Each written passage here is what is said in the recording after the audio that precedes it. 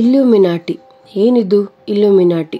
ನಾವೆಲ್ಲ ಒಂದಲ್ಲ ಒಂದ್ಸಲ ಈ ಹೆಸರು ಕೇಳೇ ಇರ್ತೀವಿ. ಲ್ಯಾಟಿನ್ ಭಾಷೆಯಲ್ಲಿ ಇಲ್ಯೂಮಿನಾಟಿ ಪದದ ಅರ್ಥ ಎನ್ಲೈಟೆಂಡ್ ಅಂದರೆ ಜ್ಞಾನೋದಯ ಆಗಿರೋ ವ್ಯಕ್ತಿ.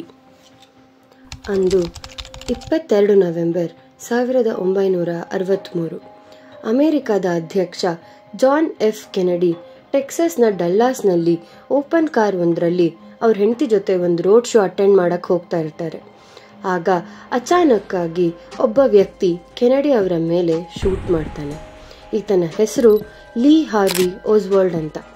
ಕೆನಡಿ ಅವರ ಹತ್ಯೆ ಆಗಿ ಕೆಲವೇ ಗಂಟೆಗಳಲ್ಲಿ ಇವನ್ನ ಅರೆಸ್ಟ್ ಮಾಡ್ತಾರೆ. ಆದರೆ ಕಾನ್ಸ್ಪಿರಸಿ ಕಥೆಗಳನ್ನು ಹುಡುಕೋ ಜನರಿಗೆ ಸಿಕ್ಕಿದ್ದೇ ಈ ಫೋಟೋ.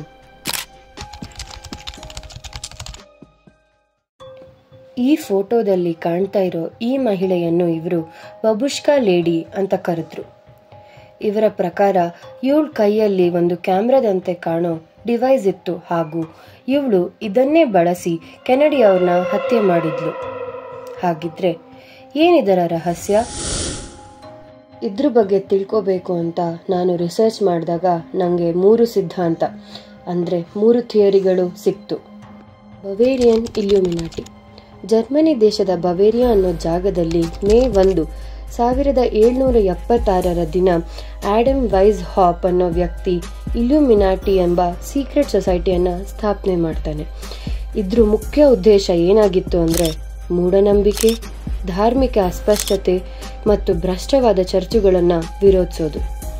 ಇದೇ ಮುಂದೆ ಹೋಗಿ ಜಗತ್ತನ್ನೇ ನಿಯಂತ್ರಿಸುತ್ತಿರೋ ಇಲ್ಯೂಮಿನಾಟಿ ಆಯಿತು ಅಂತ ತುಂಬ ಜನ ನಂಬ್ತಾರೆ.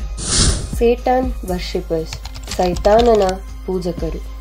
ಲೂಸಿಫರ್, ಸೈತಾನ್, ಸೇಟನ್ ಇಷ್ಟೆಲ್ಲ ಹೆಸರಿರೋ ಇವನು ಒಬ್ಬ ಏಂಜಲ್. ಲೂಸಿಫರ್ ಪದದ ಅರ್ಥ ಬೆಳಕು ಅಂತ. ಕ್ರಿಶ್ಚಿಯನ್ ಮಾನ್ಯತೆ ಪ್ರಕಾರ ಇವನು ಸ್ವರ್ಗದಲ್ಲಿದ್ದ ಒಬ್ಬ ದೇವದೂತ.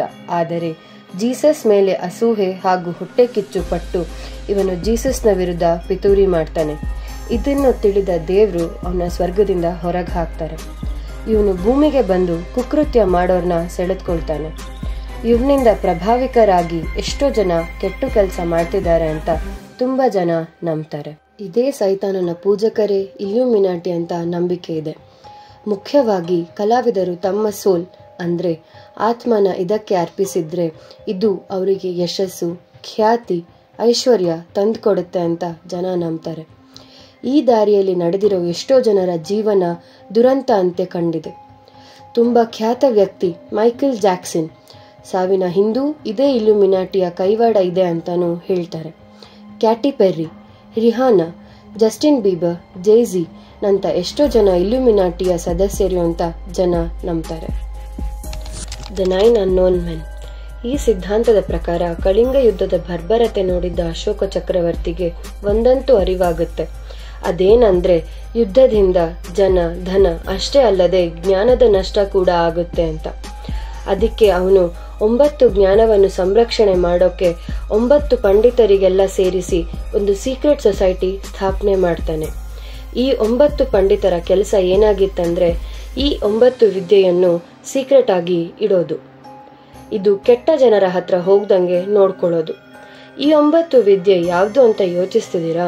ಅದು propaganda, physiology, microbiology, alchemy, communication, gravity, cosmology, light ಹಾಗೂ ಸೋಷಿಯಾಲಜಿ ಆಗಿತ್ತು.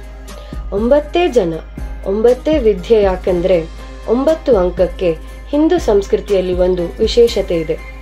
9 ಗ್ರಹಗಳು, 9 ರಸಗಳು, 9 ಶಕ್ತಿಗಳು, 9 ರತ್ನಗಳು, 9 ದುರ್ಗೆಯರು ಹಾಗೂ ಎಷ್ಟೋ ರಾಜರ ಆಸ್ಥಾನದಲ್ಲಿ 9 ಮಂತ್ರಿಗಳ ಒಕ್ಕೋಟ.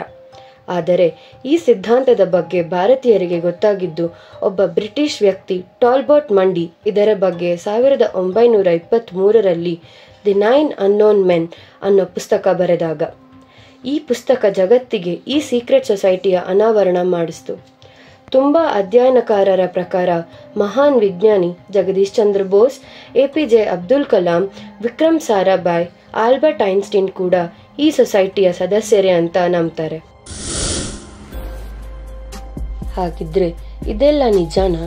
ಈ ಥರ ಒಂದು ಗುಂಪು ಇದೆಯಾ? ಇದ್ರೆ ಯಾವ ಸಿದ್ಧಾಂತ ಸರಿ? ಅವರು ಒಳ್ಳೆಯವರ ಅಥವಾ ಕೆಟ್ಟವರ?